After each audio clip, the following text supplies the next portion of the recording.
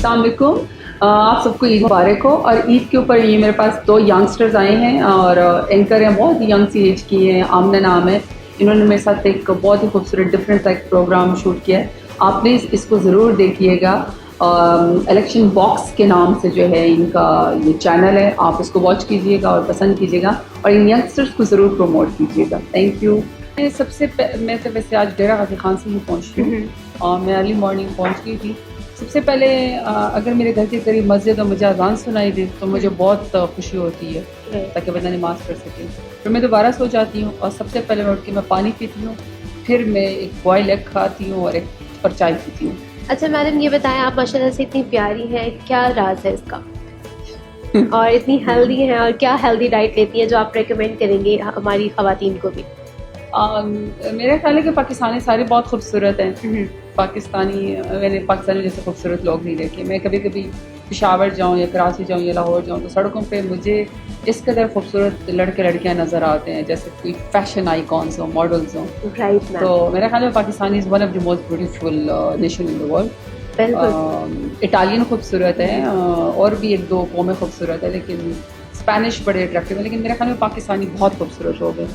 तो वो मेरी पेरेंट्स की और मेरे बाबा की लुक से मेरी जो है हेल्दी डाइट में, पहले मैं इतनी हेल्दी डाइट नहीं करती थी, लेकिन अब मैं कोशिश करती हूँ। एक्चुअली मैं बॉयल एग ज़रूर खाती हूँ। मैं पानी आदतन और या खुशी से भी बहुत पीती हूँ। मुझे साफ़ पानी बहुत पसंद है और बहुत ठंडा ना हो और बहुत गर्म ना हो, इस तरह का पानी मैं बहुत ज़्यादा पीती हूँ। मैं ड्राई फ्रूट्स बहुत खाती हूँ, मैं कैश्यू नट्स बहुत खाती हूँ, पिस्ताशियो में बहुत खाती हूँ। बिल्कुल सही। मैम, आप क्लाइमेट चेंज के मिनिस्टर हैं और इमरान खान कई बार कह चुके हैं कि पाकिस्तान में 12 मौसम है। Can you name any 5? हाँ जी। एक्चुअली हमारे चूँकि जो यंगस्टर्स हैं या यंगस्टर्स को तो खैर मैं नहीं कहूँगी, जो हमारे क्रिटिक्स हैं ना, वो एक्चुअली अपनी स्टडी पूरी नहीं करते। अगर आप हमारे जो पिछले जो हमारे इलाकाई ज़बानों में जो हमारे 12 महीनों के जो नाम होते थे ना, ये तो अब तो हम इसको जनवरी, फरवरी, मार्च, अप्रैल इस तरह बोलते हैं। तो जो हमारे 12 जो महीने थे साल के, वो बेसिकली 12 मौसमों के नाम पे थे। सावन, भादो, जाड़ा, जेठ, हाड़, वो उस मौसम को रिफ्लेक्ट करते थे जो वो होता था। तो अगर ये थोड़ी सी अपनी स्टडी कर ले तो शायद इनको थोड़ी सी तकलीफ कम हो। Right ma'am. चलिए ये बताएं, आपने ये कहा कि पाकिस्तान के लोग माशाल्लाह ऐसा लगता है जैसे फैशन आइकॉन है, तो आपको क्या लगता है कि पाकिस्तान में who is the best dressed person in males and in females as well? मेरा ख्याल है कि अच्छी ड्रेसिंग प्राइम मिनिस्टर साहब बहुत अच्छी करते हैं। शलवार कमीज़, वेस्ट कोट या कोट और पेशावरी चपली, एक उन्होंने जो पाकिस्तानी लिबास की इज़्ज़त और ग्रेस कराई है, मेरे ख्याल में वो बहुत अच्छी है। और बाकी फ़ीमेल में मेरा ख्याल है कि एक दो मुझे जो अच्छी लगती है, ज़ुबैदा जलाल की मुझे ड्रेसिंग अच्छी लगती है, क्योंकि वो अपने इलाके बलोच इलाके को ज़रूर रिप्रेजेंट करती हैं।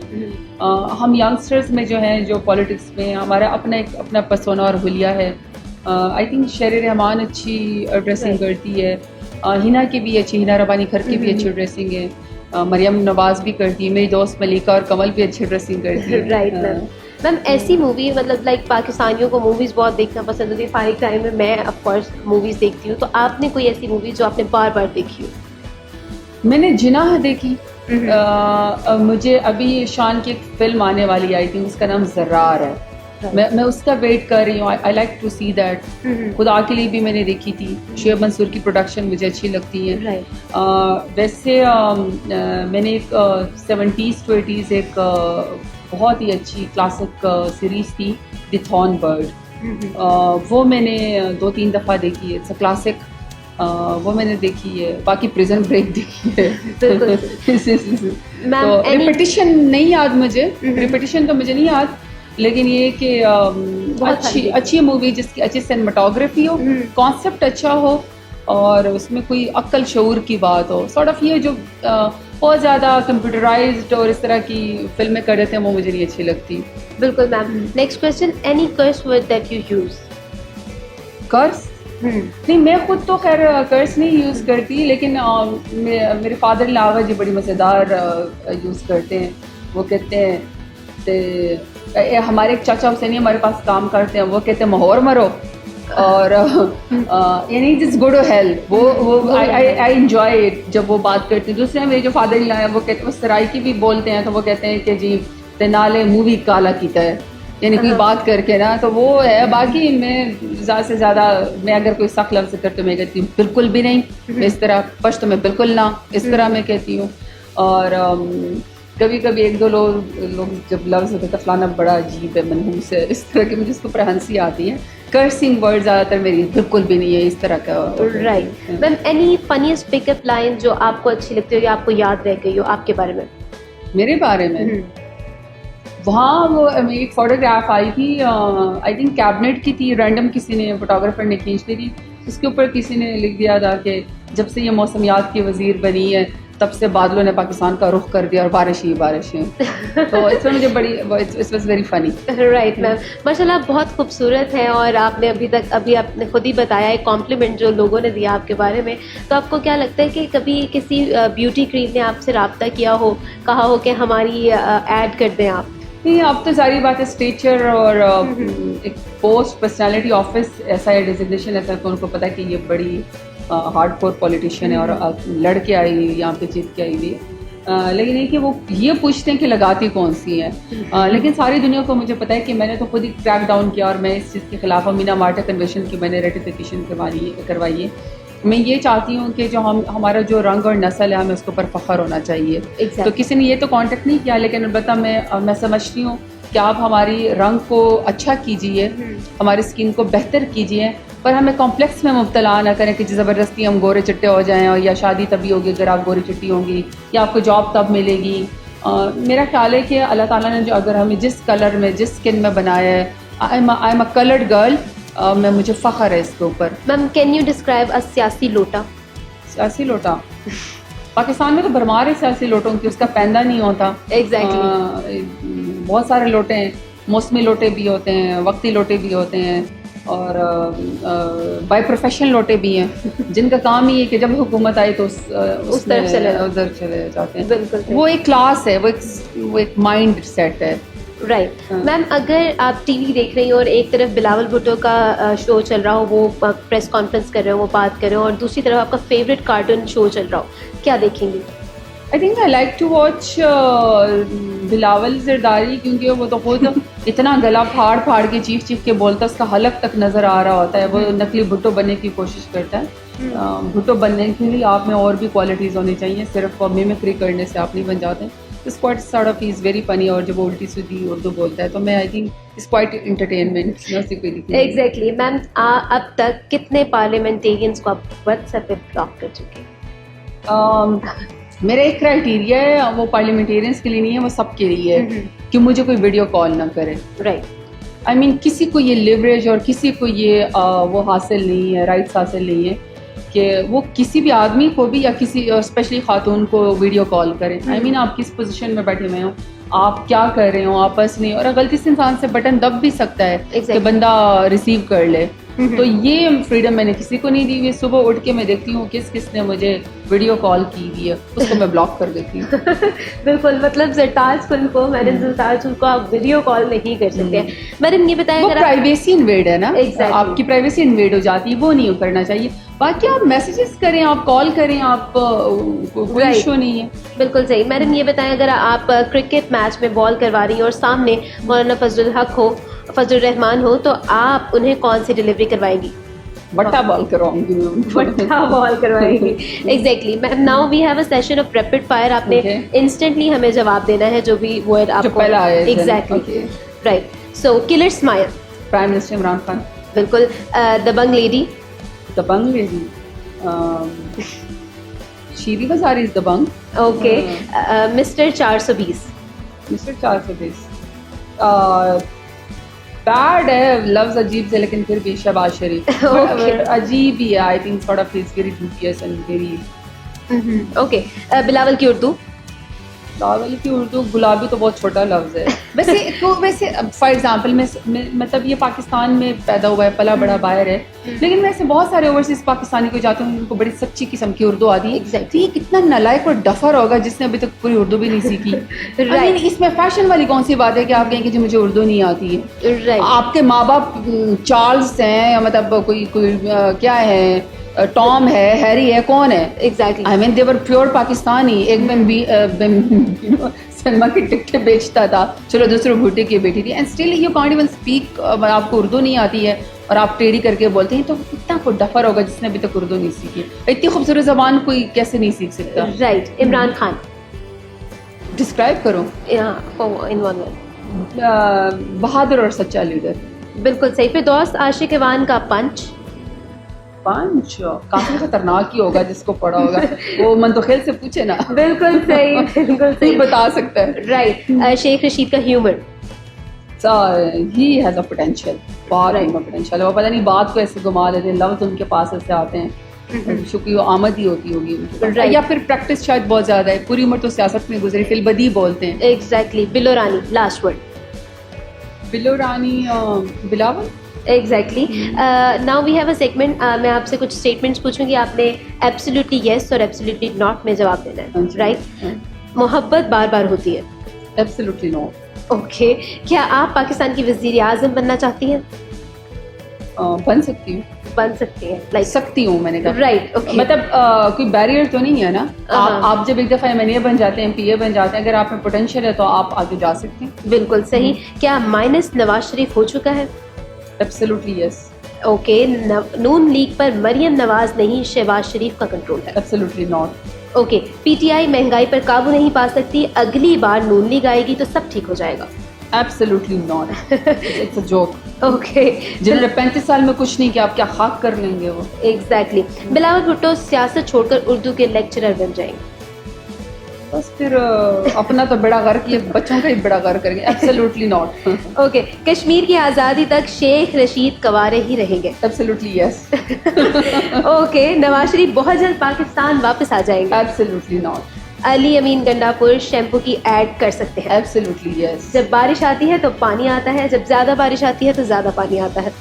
बिलावल ही बता सकते हैं कि एब्सोल्युटली यस और नॉट। ओके मैम, कुछ लास्ट क्वेश्चंस हैं हमारे पास। अगर आप पॉलिटिशियन ना होती तो क्या होती? War photographer.